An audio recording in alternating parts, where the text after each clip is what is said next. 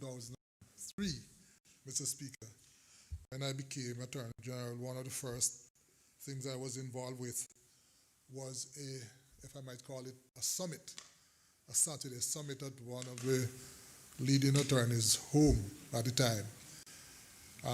Myself, the Honorable Chief Justice, and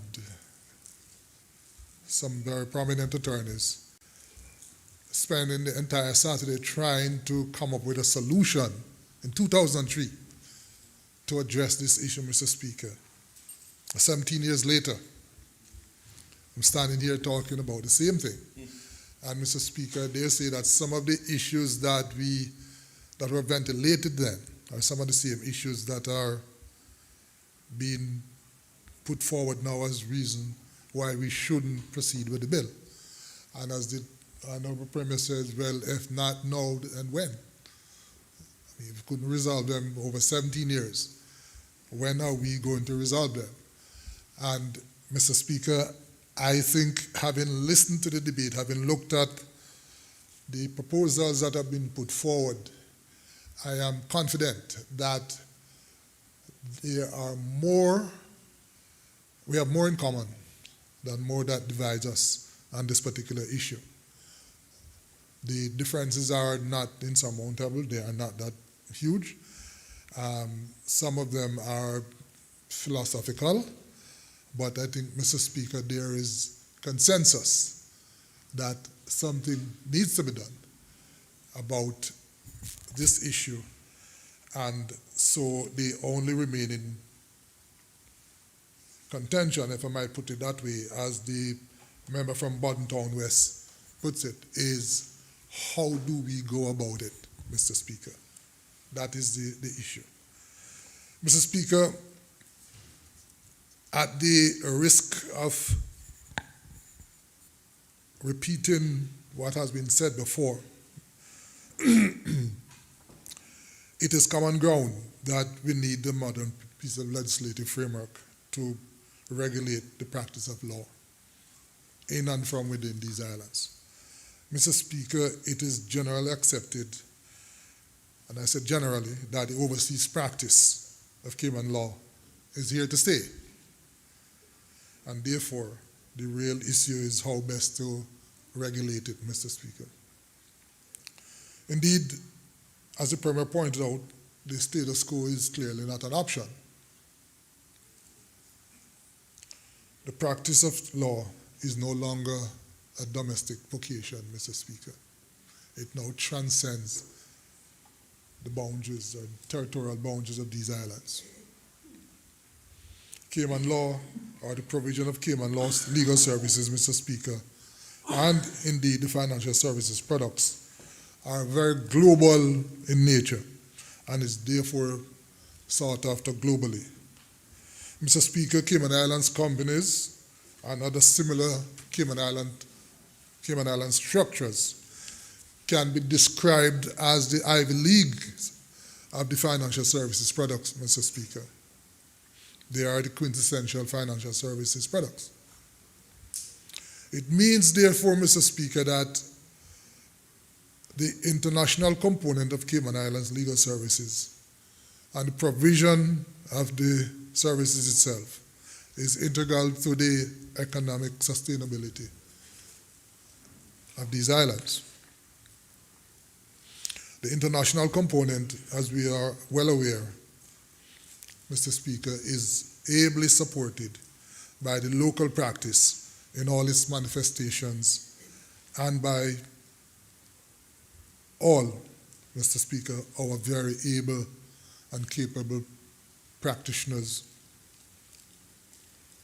So, Mr. Speaker, the practice of law since 1969, as we heard, has evolved and has become very sophisticated.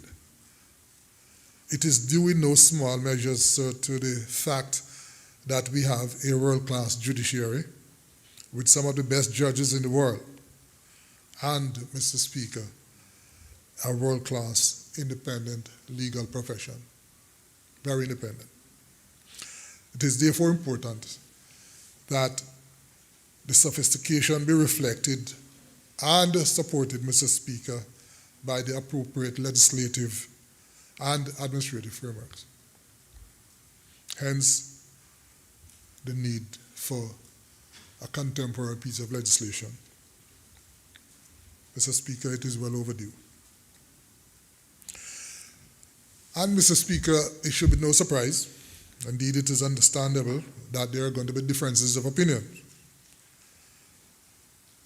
Indeed, Mr. Speaker, as the member from Bordentown, honorable member from Bordentown West says, lawyers are involved. And therefore, Mr. Speaker, that's what we do for a living. We argue, we challenge, we object, we suggest, and Mr. Speaker, when we don't have our way, we appeal. That's what we do. And so people should not be surprised, Mr. Speaker, about the robustness of the debate. Mr. Speaker, if I might just touch on a couple of issues that has been highlighted during the debate. One of them, Mr. Speaker, is Section 26 and how that interfaces, Section 26 of the Constitution, Mr. Speaker, and how that interfaces with what we are attempting to do here. Mr. Speaker, it was suggested, if I understand the discussion correctly, that the creation of an appeal mechanism under the legislation is somehow inconsistent with Section 26 of the Constitution, which is the constitutional guaranteed gateway to the Grand Court in instances where it is alleged that the Bill of Rights is being violated by a public authority or a public figure. Mr. Speaker, it is unfortunately a misunderstanding of the provision of Section 26. Section 26 is a constitutional provision, guaranteed right to the Grand Court for redress. It is in the Constitution, cannot be derogated from by local legislation or primary legislation. It is not inconsistent with having a redress by way of appeal to the Grand Court or the Court of Appeal on a particular issue created by primary legislation, by statute, Mr. Speaker. Indeed, we have those sort of arrangement now, Mr. Speaker. We have various appeals tribunals.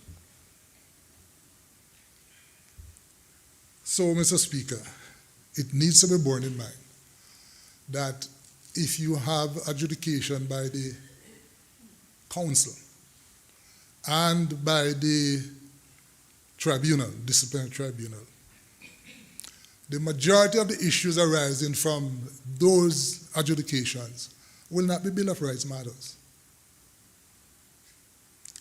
Section 26 will only be engaged if there is an allegation about, for example, whether they got a fair hearing in front of the tribunal or whether they got a fair hearing in front of the board. That's the only way Section 26 will be engaged.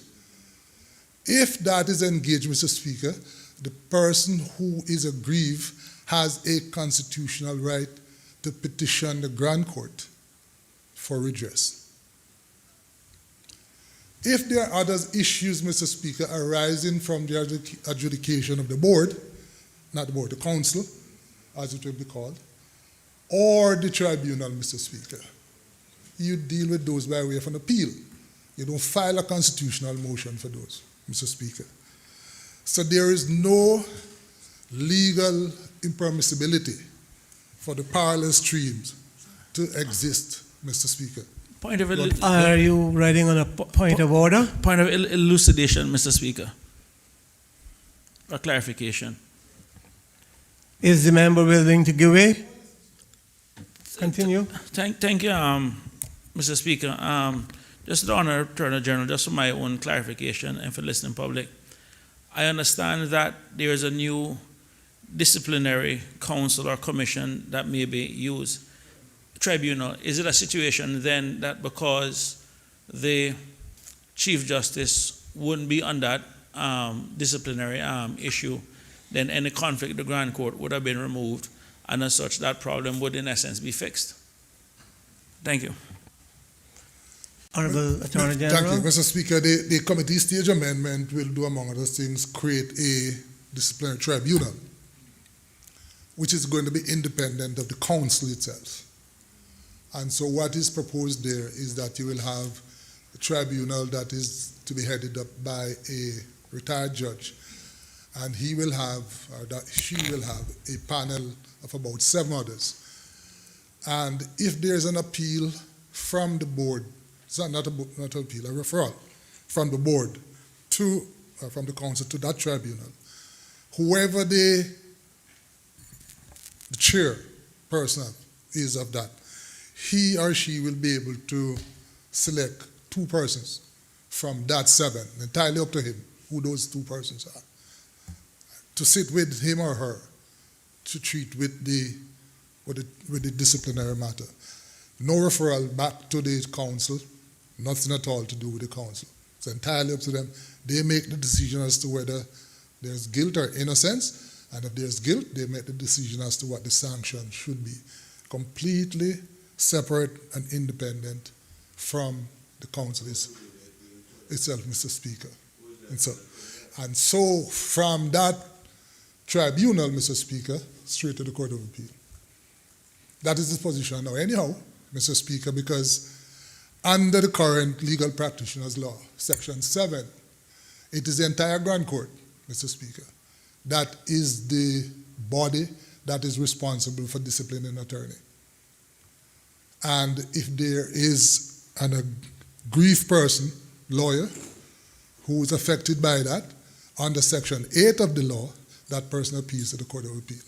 So it is not entirely dissimilar from the construct that we have now. And so, Mr. Speaker, the point I was trying to make there is that the ability, if you will, to have resort to Section 26, if there is an allegation of,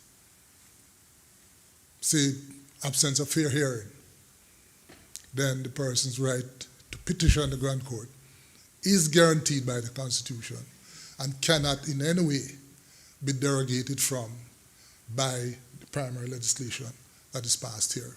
So there's no conflict, Mr. Speaker. I hope I clarify that for the other member state, Mr. Speaker. Mr. Speaker, that allows me to segue also into the perceived conflict because of the composition of the board. Let me just say, Mr. Speaker, from the outset, that as far as I'm aware, neither the Attorney General nor the Chief Justice asked to be, or volunteer for that matter, to be on the council or the board. Mr. Speaker, this came about out of sheer necessity, because you heard the argument, and it is a source of disappointment to us, Mr. Speaker, and I say so. It's a source of disappointment to us that we have almost 900 attorneys in this country, and they cannot agree among themselves that 5 or 7 of them should come together and form a governance council to regulate themselves. The accountant does it, Mr. Speaker, and it works fine. But there's a level of distrust that pervades the legal profession. I don't know where it comes from, Mr. Speaker. And it has been going on for years. If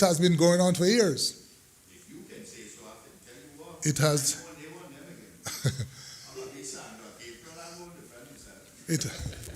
Mr. Speaker, no. That aside, they are excellent colleagues, very capable attorneys. Nothing to do with their competence. It's just there's another side of it which says, well, I don't want you to be exposed to my books of business. and vice versa. I don't want you to be exposed to what I'm doing. And so, Mr. Speaker, out of sheer necessity, we, with all our other sense of responsibility, our book of areas of responsibility, saddle with this thing. And I'm hoping, Mr. Speaker, I do hope that as soon as this is set up and they can see that something can work and they can among themselves agree, then certainly the Chief Justice and certainly this Attorney General can transition out of that role and get on with what we are paid to do. And so, but, Mr. Speaker, we need to get something going. As the Honorable Premier said, the journey of 1,000 miles, the Chinese begin with the first step. So I think we need to get to the point where we set the structure up and then hopefully be able to transition out of the role. And so that they can regulate themselves, because ideally it should be a fully self-regulatory body in the same way that the accountants are now self-regulatory, Mr. Speaker.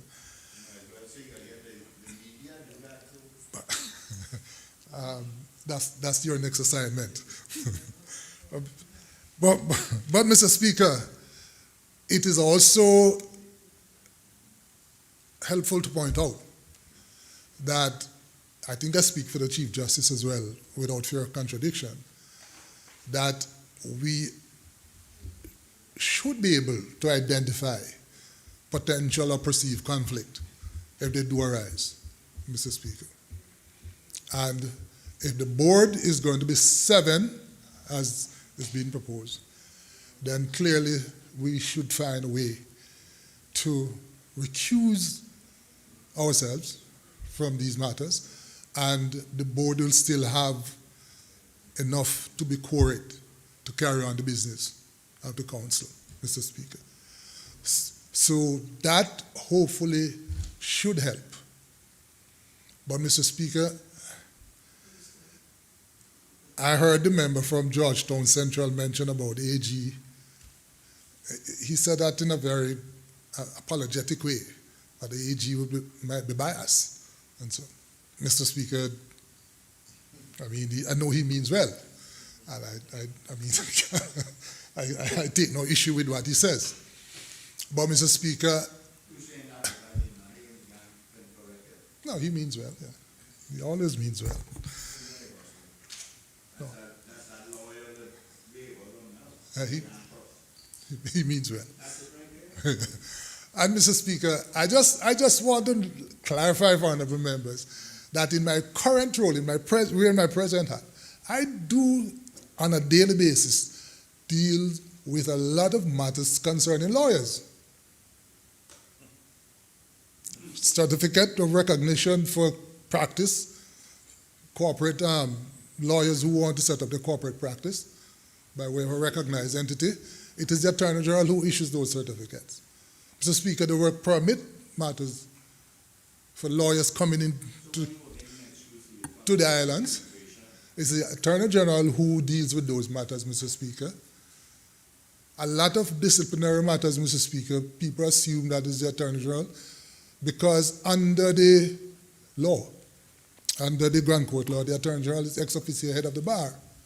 So people automatically assume that the AG is the one who disciplines lawyers. And so matters comes to me first.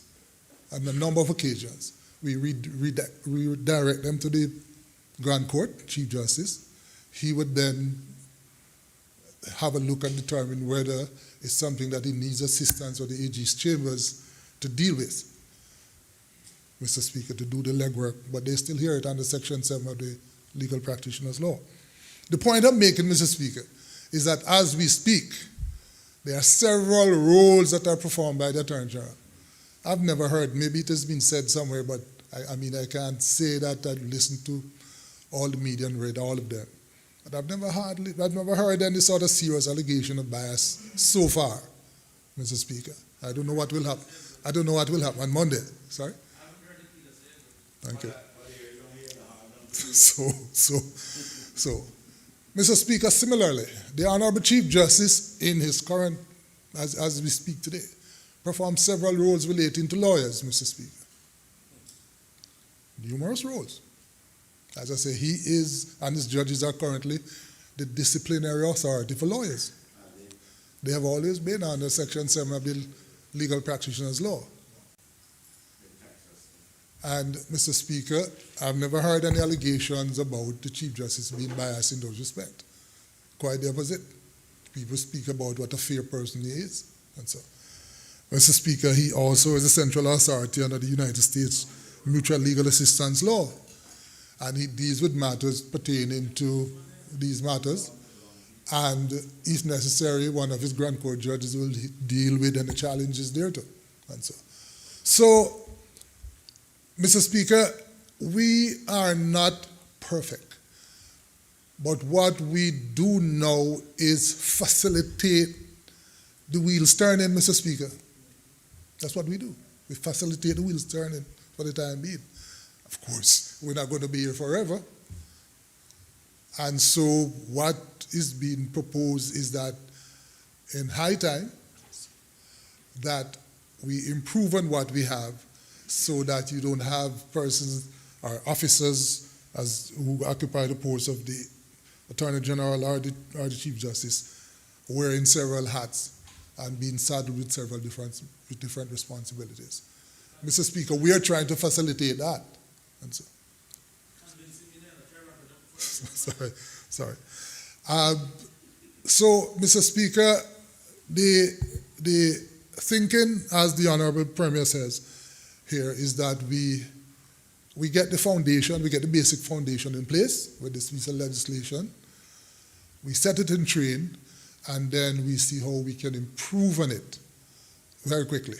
And so, Mr. Speaker, the Honorable Member from Northside spoke about the need for a more structured way of dealing with the article clerks and the need for guaranteed upward mobility and training. And I agree with him, Mr. Speaker. The truth is that we have a law school now. The various law firms, they don't usually advertise it, but some of the law firms have training programs. The Cayman it used to be the Bar Association, SILPA, Mr. Speaker, some of the lawyers, they volunteer their time at the law school, and they also have in-house training program for young attorneys where they sort of sensitize them and make sure that they remain contemporary in terms of what is happening in the development of law.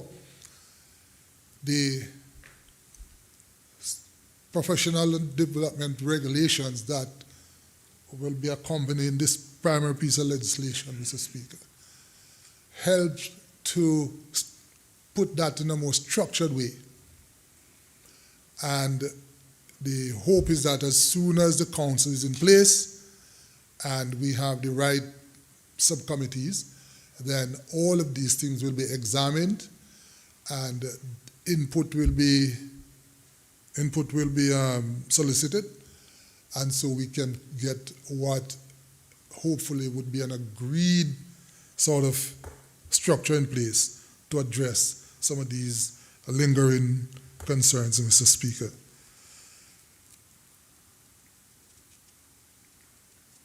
And that, of course, also goes for the issue concerning the PPC course, Mr. Speaker. Mr. Speaker, there are some other issues that the Honourable Premier no doubt will touch on in his closing, but overall, I think the synergy, if I might call it that, is very encouraging. Mr. Speaker, I was here in 2017 when the bill imploded.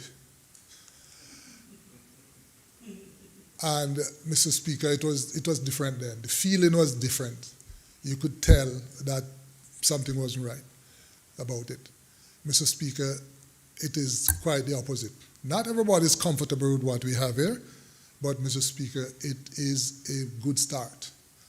And so I would understandably wish to join with those who have spoken before, Mr. Speaker, in saying, let us try and get this basic structure in place and then work to improve upon it going forward. And therefore, I commend the Legal Services Bill 2020 to honorable members of this Parliament. I thank you, Mr. Speaker.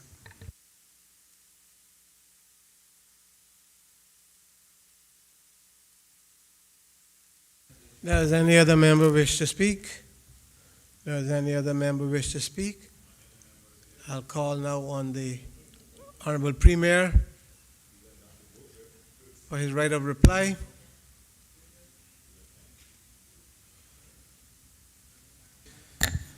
Thank you, Mr. Speaker. Mr. Speaker, I start by thanking all members of Parliament, those who spoke and those who have given their tacit approval to this very important bill. My takeaway from the debate, Mr. Speaker, is that there is support for what we are attempting to achieve by this bill. That is to put in place a modernized legislative framework to regulate the Cayman Islands legal profession. It appears to me, Mr. Speaker, that when we have a divergence of views,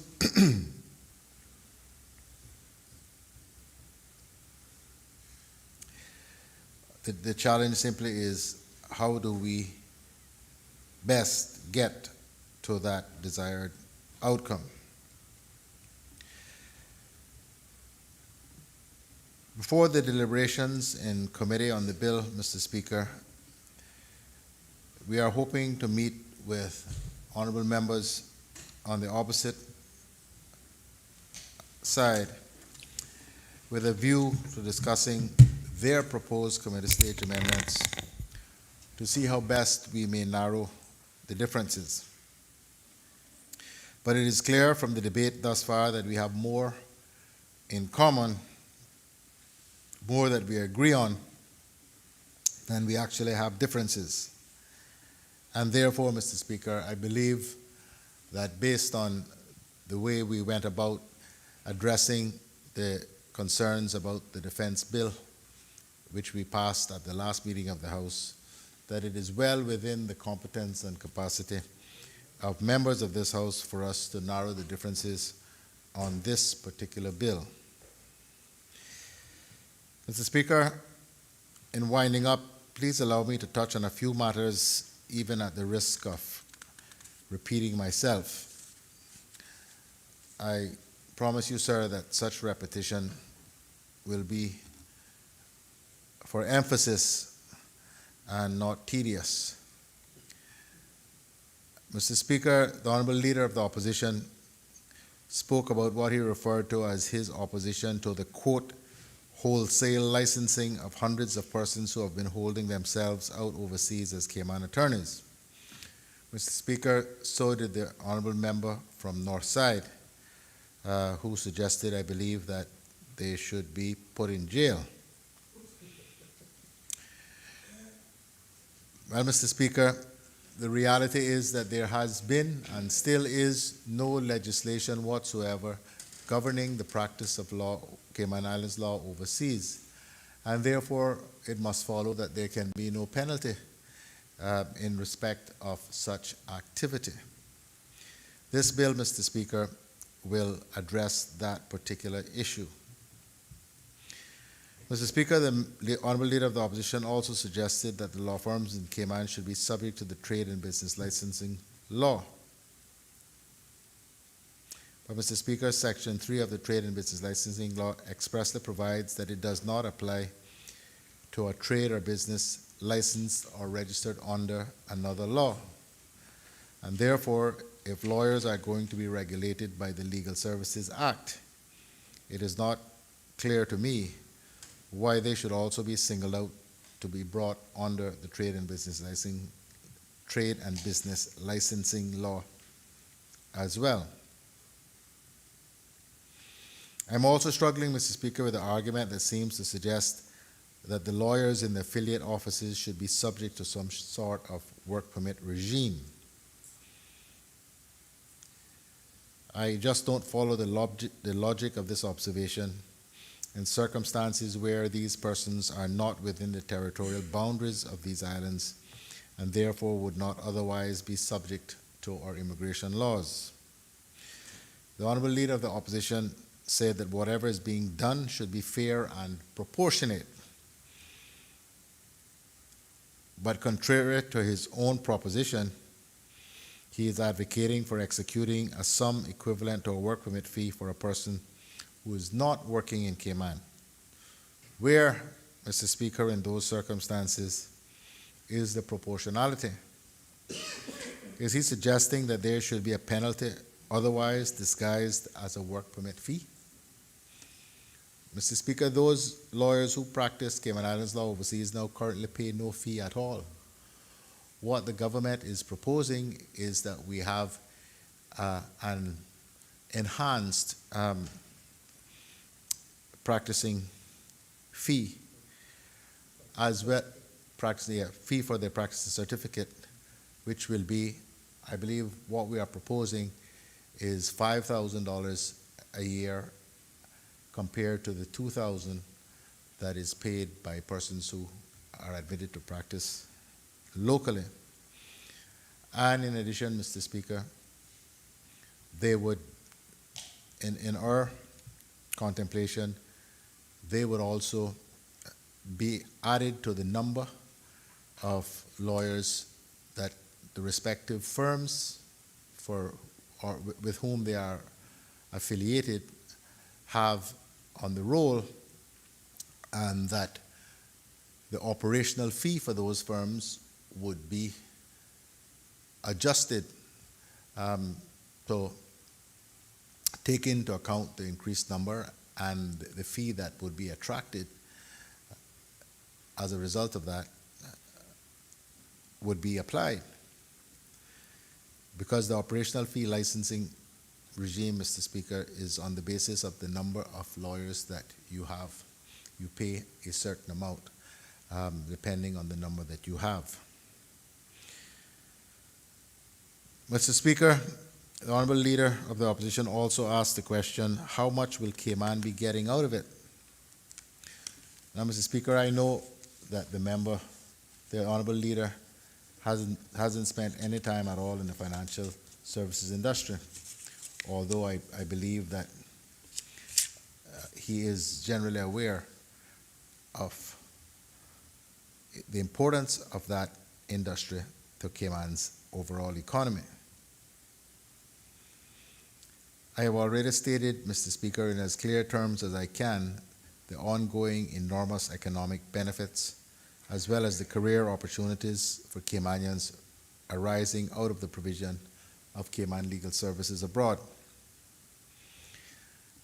The Deputy Leader of the Opposition, Mr. Speaker, also chronicled his personal knowledge of how the system works and of some of the obvious benefits.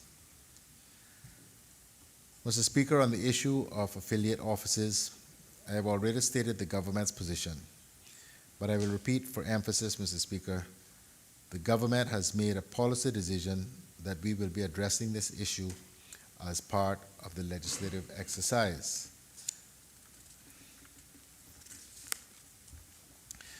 Mr. Speaker, at the risk of repeating what the Honorable Attorney General has said about the issue raised about Section 26 of the Constitution, I will say this. The existence of an avenue of appeal from the Council or the Tribunal to the Court of Appeal is not and cannot constitutionally abolish the right under Section 26 of the Constitution to seek constitutional redress for any alleged breaches of a constitutional right, including the right to a fair hearing. Neither does it abolish the right to judicial review. Section 26 of the Constitution is a guaranteed access to the Grand Court and the Court of Appeal for breaches of a constitutional right. It cannot be taken away by primary legislation. Accordingly, even with the avenue for an appeal to the Court of Appeal from the Council or the Tribunal, if there is an if there is an allegation of breaches of the Constitution, the aggrieved person has a right to file a constitutional matter in the Grand Court with a right of appeal all the way to the Privy Council. So it is a misunderstanding to think that the bill, which will be an act, that is primary legislation, can somehow abolish a constitutionally guaranteed right of access to the Constitution. If it is not legally possible, I do hope I help to clarify the position. Mr. Speaker, again, if we are able to find an agreed replacement for the Chief Justice and the Attorney General on the Council, I can assure this House that they would be most happy not to be included, given all of their other responsibilities. But, Mr. Speaker, this is a new dispensation that this Legal Services Act will create, and we really do need a couple of safe pairs of hands to help guide the transition. The lawyers themselves cannot agree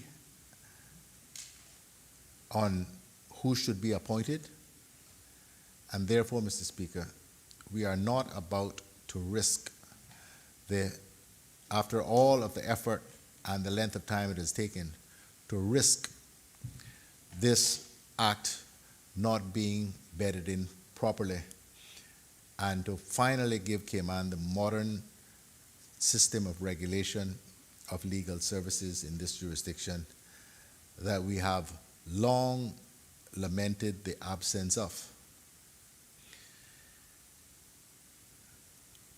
Hopefully, Mr. Speaker, before too long, we will again see some sort of amalgamation of the interest of the respective law associations, and if not a consolidation, at least an agreement to cooperate in the overall best interest of the profession, the industry, and the country as a whole. But until then, someone needs to steer the ship. And Mr. Speaker, I do not believe that we can find better than the Honorable Chief Justice and the Honorable Attorney General. But in any event, Mr. Speaker, it should be pointed out that the Chief Justice being in charge of regulating lawyers is nothing new. That indeed, Mr. Speaker, has been the case since 1969 and is still currently the position under Section 7 of the Legal Practitioners Law. Indeed, it is the entire Grand Court, not just the Chief Justice, that has the remit of regulating attorneys for misconduct. Section 7 of the Legal Practitioners Law reads as follows: if the attorney is aggrieved by the decision of the Grand Court or the Chief Justice, he has a right of appeal to the Court of Appeal. Mr. Speaker, that is no different from what is being proposed under the Legal Services Bill. Mr. Speaker, the issue of opportunities for Cayman article clerks to be afforded an opportunity for employment in a law firm is currently not dealt with by any legislation. This bill, Mr. Speaker, attempts to fix this by saying, among other things, in the professional development and regulations, that a law firm shall, after an interview for a position of association to each article clerk. Sorry, Mr. Speaker. We are attempting to fix this in this bill, Mr. Speaker, by ensuring that every lawyer who qualifies, who wishes to be an article clerk, has an opportunity to be interviewed by a law firm for a position, placing, Mr. Speaker, the onus on the law firms to actually make an extra effort to ensure that Caymanians who have qualified are given every opportunity, who have qualified in the sense of having obtained a degree, have an opportunity to get articles so that they are ultimately able to qualify as attorneys at law. And the bill, Mr. Speaker, which I won't rehearse, the bill goes on, Mr. Speaker, as will the regulations, which will assist in spelling out in more detail the obligations. The bill, for the first time, if not guaranteeing that Caymanian qualified lawyers are able to get employment, it certainly goes a long way and to doing so, and requires and will require firms to make extra effort and to provide greater opportunities for professional development and upward mobility in law firms, which has long been one of the biggest complaints about this particular profession and industry. Mr. Speaker, I have said before in this forum and elsewhere that, frankly, law firms have not done anywhere enough over the years to provide opportunities for Caymanian lawyers to be able to move to the highest echelons within the law firms and to share in the equity of those law firms. I've told them most recently in various meetings, the firms have had 50 years to find out how to give Caymanians those opportunities. No one is ever going to convince me that the accounting firms can do it, but somehow there is some impediment, some lack of ability, seemingly in Caymanian lawyers, that prevents them from ultimately being able to share in the partnership, in the equity of law firms at the highest level, and to be able to exercise some influence over the management of the big firms. It is and has been, Mr. Speaker, just in my view, a policy decision that the ownership of the big law firms will be retained by a certain cadre of people, and among them are not to be Caymanian lawyers. And when I say Caymanian, I mean in the sense of Caymanians born of the soil, not persons who have been made Caymanian over time. Mr. Speaker, I do hope that this bill, the debate that has raged in this country for decades now, will have helped to change the attitudes and the culture of firms and the partners in those firms about how they treat Caymanians who have qualified, who have the interest, who have the ability, who have the ambition to rise to the highest levels within the major law firms. For I do believe until we get Caymanians who are of this place in control of the firms, the opportunities for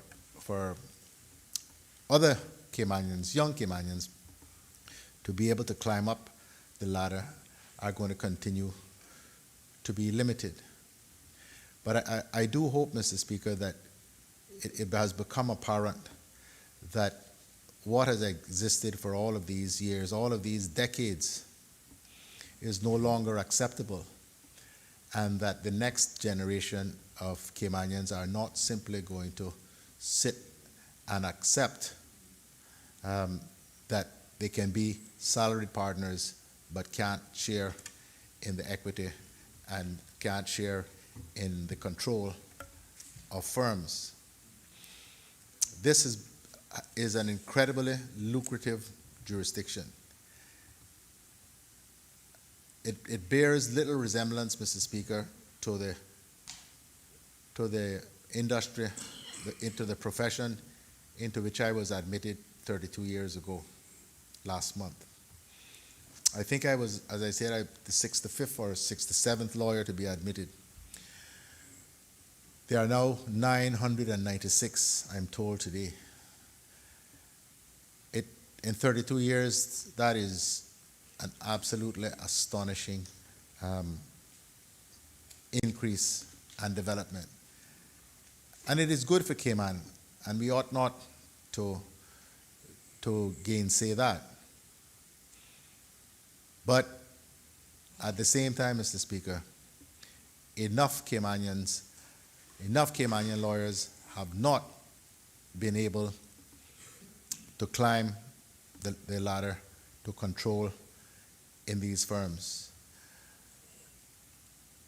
And I do not believe, Mr. Speaker, that has been principally because of a lack of ability or desire or ambition.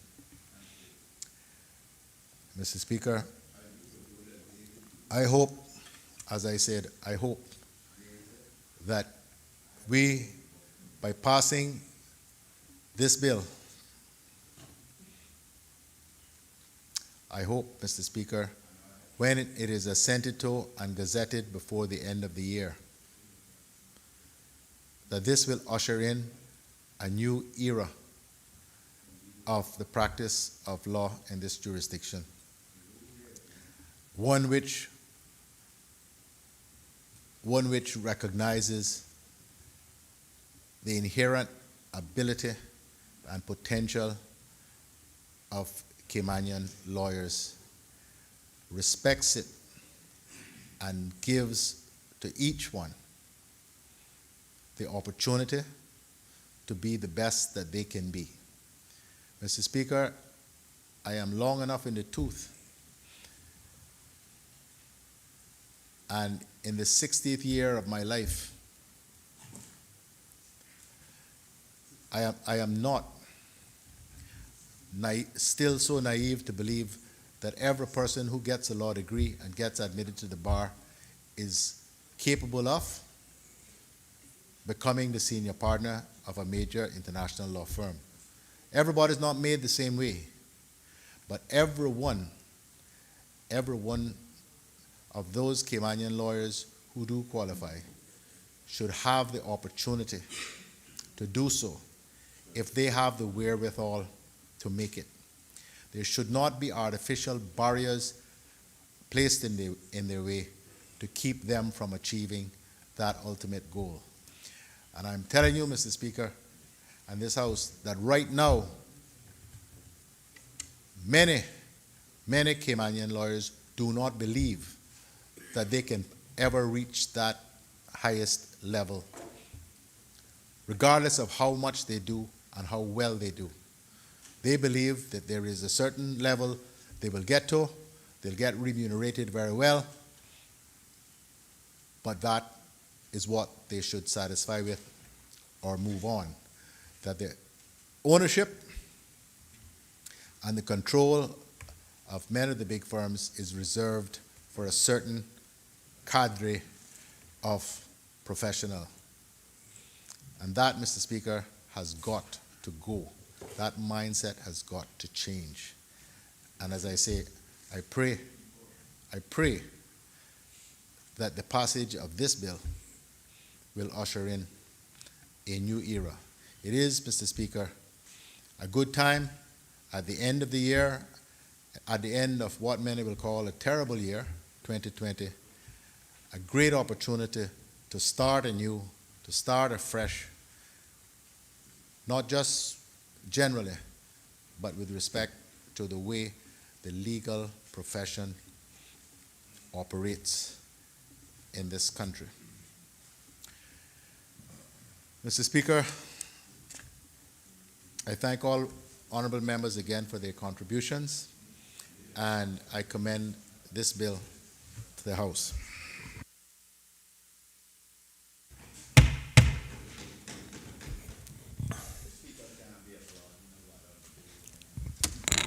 No, I wasn't applauding. I was trying to get the phone, get the microphone. But I should have applauded. Question is,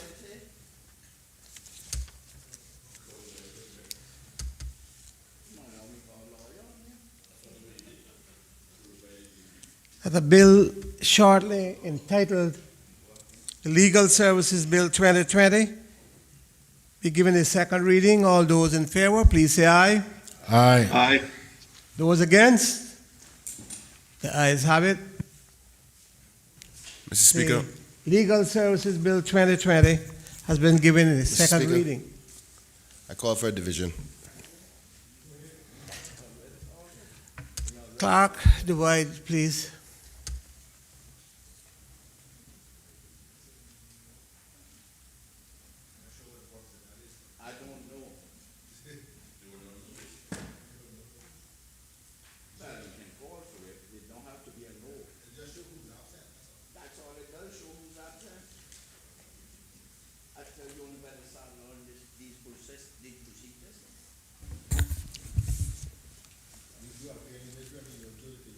And so are you. Honorable Alden McLaughlin, Aye. Honorable Moses Kirkconnell, Absent. Honorable Juliana Connolly, Absent. Honorable Dwayne Seymour, Aye. Honorable Roy McTaggart, Aye. Honorable Joseph Hugh, Honorable Tara Rivers, Captain Eugene Ebanks,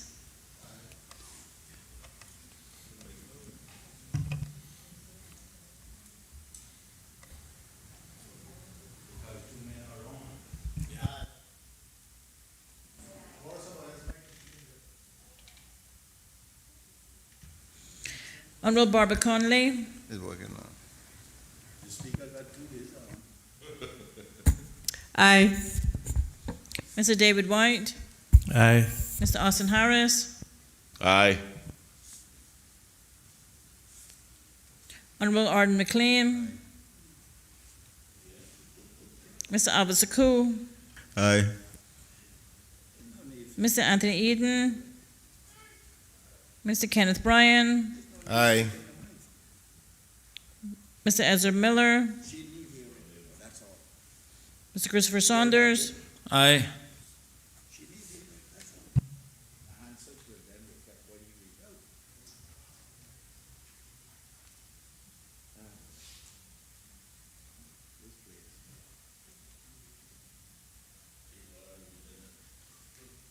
It has taken a lot of them 30 years and taken more of them now.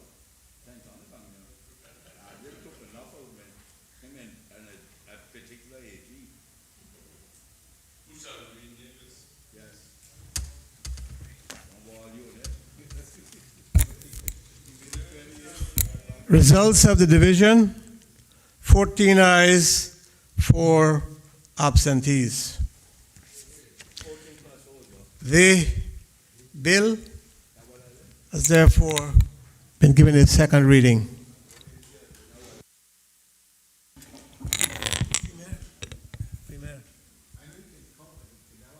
You can close now, though.